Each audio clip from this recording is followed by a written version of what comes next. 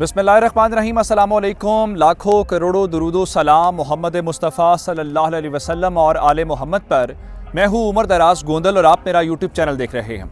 नाज़रीन, बलूचिस्तान के हवाले से हमारे पास पहले भी बहुत सारी खबरें हैं जो हमने आपसे खबरें शेयर की हैं, लेकिन उन सब खबरों के बीच एक अफसोसनाक खबर हमारे पास जो इस वक्त आई है वो लोग जो पाकिस्तान से प्यार करते हैं या पाकिस्तान के चाहने वाले हैं या रियासत पाकिस्तान के करीब हैं, अब उनके ऊपर हमला किया गया है। और उनके ऊपर हमला करने का मतलब ये है कि अब सिक्योरिटी फोर्सेस के बाद अब उन लोगों को भी टारगेट किया जाएगा जो पाकिस्तान से मोहब्बत करते हैं। और आज एक बार फिर मैं आपको बताना ये चाहता हूं कि यह हमला कहां से ऑपरेट हुआ है, इसके पीछे कौन से कल्प्रिट्स हैं, और फिर इस बार नई तंजीम कौन सी है जिसने ये जिम्मेदारी कबूल की है। और पिछले 48-72 घंटों के अंदर जो मुख्तलिफ इलाकों के अंदर कार्रवाइयाँ हुई हैं, उनके दरमियान में ये कार्रवाई होना कितना मानी खेज है और पाकिस्तान को क्या पैगाम देना मकसूद है, ये तमाम डिटेल्स आपको इस वीडियो के अंदर दूंगा। लेकिन अगर आपने अभी तक चैनल सब्सक्राइब नहीं किया और आप चाहते हैं कि आपको मुस्तनद और बरवक्त खबरें मिलती रहें, तो हमारा चैनल सब्सक्राइब कर लीजिए, बेल आइकन के ऊपर क्लिक कर लीजिए ताकि हमारी आइंदा आने वाली वीडियोस बर वक्त आप तक पहुंच रहे। आपको याद होगा लाहौर के अंदर एक ब्लास्ट हुआ था और लाहौर वाले ब्लास्ट के अंदर 3 लोगों की शहादत हुई, 3 लोगों की जान गई और उसके ऊपर एक बलोच दुश्मन तंजीम ने जिम्मेदारी कबूल की थी। हम बलोच दुश्मन इसलिए कहते हैं कि ये वो लोग हैं जो बलोचों के नाम के ऊपर उनको एक्सप्लॉयट करते हैं या उनके केस को नुकसान पहुंचाते हैं, और उसके बाद पाकिस्तान के कानून नाफिज करने वाले इदारों ने मुख्तलिफ कार्रवाइयाँ करके उस नेटवर्क को तोड़ने की कोशिश की।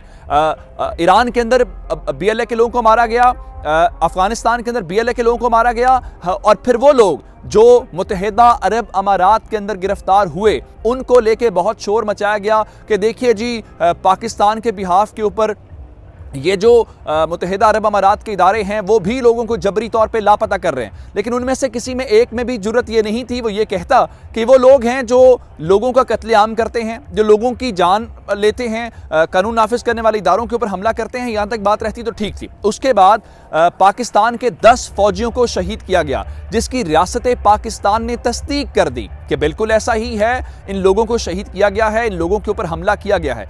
जिसके बाद अब मामला थोड़ा सा आगे चला गया। बलूचिस्तान के अंदर अब एक नया खौफ पैदा करने की कोशिश की जा रही। एक, सिक्योरिटी फोर्सेस के ऊपर हमला करके, दूसरा वो लोग जो रियासत के हमदर्द हैं, जो रियासत के करीब हैं, उनको हमला करके। मैं आपको एक वाकया याद दिलाना चाहता हूं। गवादर के अंदर एक वाकया हुआ था जहां पे कायद आज़म का जो मुजस्समा था उसको निशाना बनाया गया था। इस किस्म के वाकयात फिर थोड़ा बहुत पीछे जाएं तो आपको याद होगा कि कायद आज़म रेजिडेंसी के ऊपर भी अटैक किया गया था। इस किस्म की जो सारी कार्रवाइयां हैं उनका एक ही मकसद होता है, खौफ व हिरास फैलाया जाए या फिर ये पैगाम दिया जाए कि जनाब यहाँ पे कुछ महफूज नहीं है, कानून नाफिज करने वाले इदारे प्रोटेक्ट नहीं कर सकते, यहाँ पे कुछ ऐसे अरकान या ऐसे नासिर हैं वो सारी सूरत हाल को वही कंट्रोल करते हैं। अब एक बार फिर आज बलूचिस्तान का इलाका है सुई के इलाके में कार्रवाई हुई है, और सुई के इलाके में होने वाली कार्रवाई के अंदर जिनको निशाना बनाया गया है, एक तो मैंने आपको बताया रियासत के करीब है, दूसरा ये वो इलाका है बलूचिस्तान का बहुत बड़ा इलाका है। उस इलाके के अंदर अगर आप जाएंगे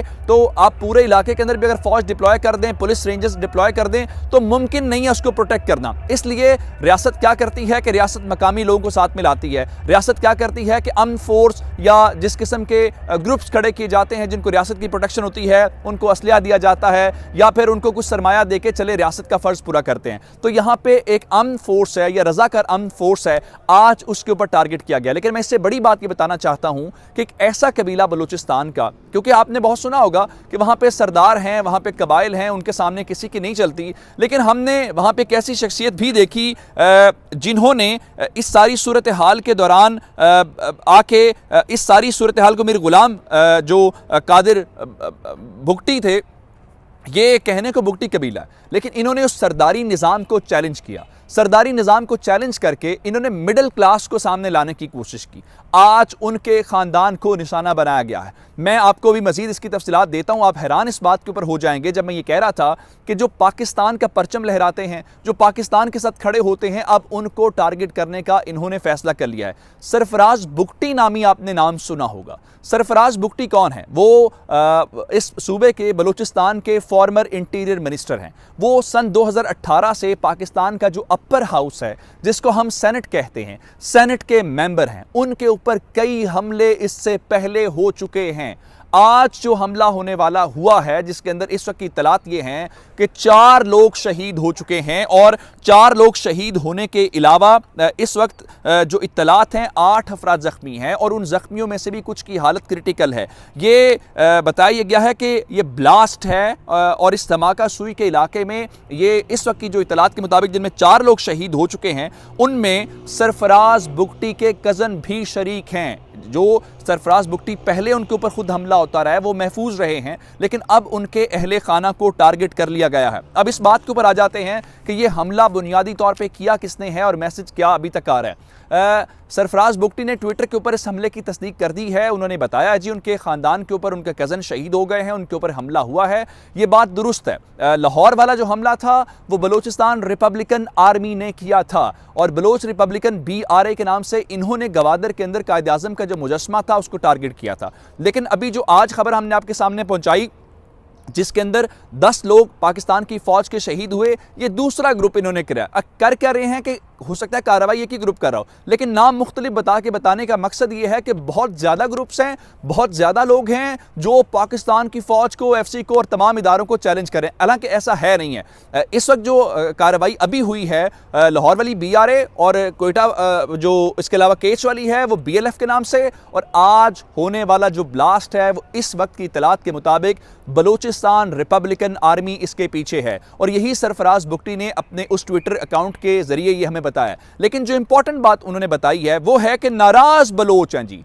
नाराज लोग हैं जिनके साथ बातचीत करनी चाहिए, वो जिनके लोग शहीद होते हैं, शायद ये दर्द उनसे पूछा जा सकता है। और आज यही बात जो है वो सरफराज बुगटी ने की है कि रियासत कब तक मुज़ाकरात के नाम के ऊपर हमारे साथ मजाक करती रहेगी और हम इस चीज़ को बर्दाश्त करते रहेंगे। ये बात दुरुस्त है। रियासत पाकिस्तान को अपनी अमलदारी जो है वो दिखानी पड़ेगी और इन लोगों के बारे में फैसला करना पड़ेगा। उसकी वजह यह है कल जब 10 शहादतें हुई और 10 जो ताबूत हैं वो मुख्तलिफ माओं ने अपने बेटों के रिसीव किए होंगे तो उनके घरों में क्या कोराम। उनमें से कुछ ऐसे भी हैं, उनमें से एक शख्सियत मेरे इलाके से है और उसकी 1 महीना पहले उस लड़के की शादी हुई है। आप अंदाज़ा कीजिए कि ये सारी तंजीमें, ये सारे ग्रुप्स जो हैं आपको हर वक्त एक्टिव नजर आएंगे, लेकिन जहां पे पाकिस्तान की फौज के, पाकिस्तान के जवानों की शहादत नजर आएगी वहां पे सब खामोश हो जाते हैं। इसलिए अब जो जिम्मेदारी है वो जिम्मेदारी रियासत की है। अब वो बलूचिस्तान रिपब्लिकन आर्मी हो, बलूचिस्तान नेशनल आर्मी हो, बलूचिस्तान लिबरेशन फ्रंट हो, कोई भी हो, जिस तरह से कमाश को ईरान के अंदर मारा गया है, जिसको इंजीनियर को मारा गया वहां पे,